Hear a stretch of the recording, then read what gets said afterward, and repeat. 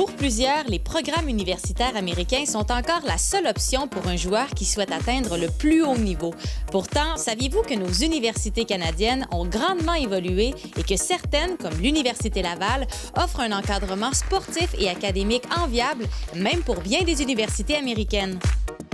Eldar, ça fait 20 ans que tu es entraîneur dans le réseau universitaire féminin québécois. Est-ce que le sport a évolué dans les dernières années? Oui, définitivement.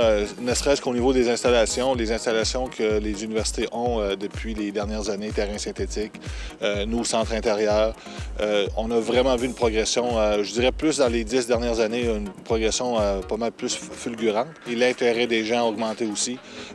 En fait, le niveau universitaire est devenu vraiment un réseau reconnu à travers le monde du soccer. Tu parles d'avantages. Qu'est-ce qui fait qu'une joueuse va choisir l'Université Laval, par exemple? Déjà, au niveau des installations, on est en avance sur plusieurs universités au Canada. Pour l'excellente gardienne de but Marie-Pierre Bilodeau, le choix d'université n'a pas été facile. Marie-Pierre, quand ça a été le temps de faire ton choix d'université, à ce moment-là, tu étais l'une des meilleures gardiennes de but au Québec. Tu as été extrêmement convoitée par de bonnes universités américaines. Qui t'a approché, entre autres? Il y avait environ une douzaine d'universités qui m'avaient approché de façon sérieuse. Donc, ça a été très difficile, je te dirais, de faire mon choix. Justement, qu'est-ce qui a fait que tu es restée au Québec? Qu'est-ce qui m'a guidée là-dedans? Moi, c'était d'avoir un bon programme d'études, d'avoir étudié dans un programme qui me permettrait d'avoir un bon emploi plus tard. Je pense que ça a été le choix numéro 1.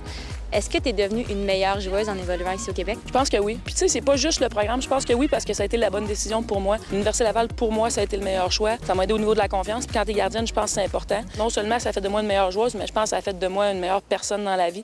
Selon Samir Grip, qui en est à sa 15e saison comme entraîneur de l'équipe masculine de soccer, la qualité du programme du Rouge et Or est reconnue bien au-delà du Québec.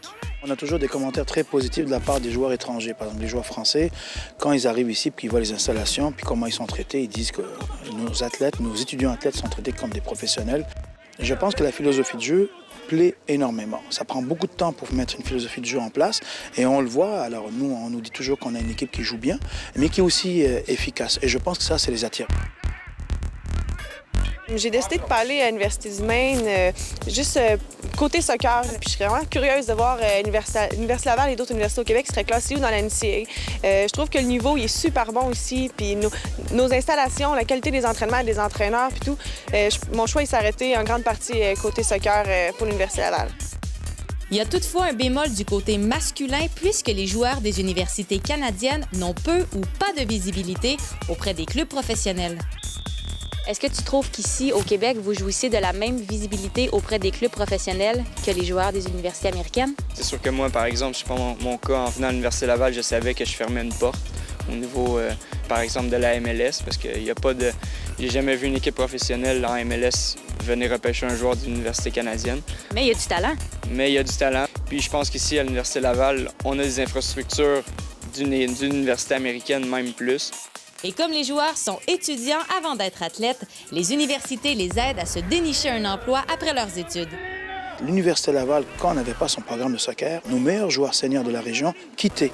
Donc grâce au Rouge et Or, l'équipe universitaire fixe ses meilleurs athlètes dans la région et depuis quelques années attire les meilleurs qui viennent donc, du reste de la province.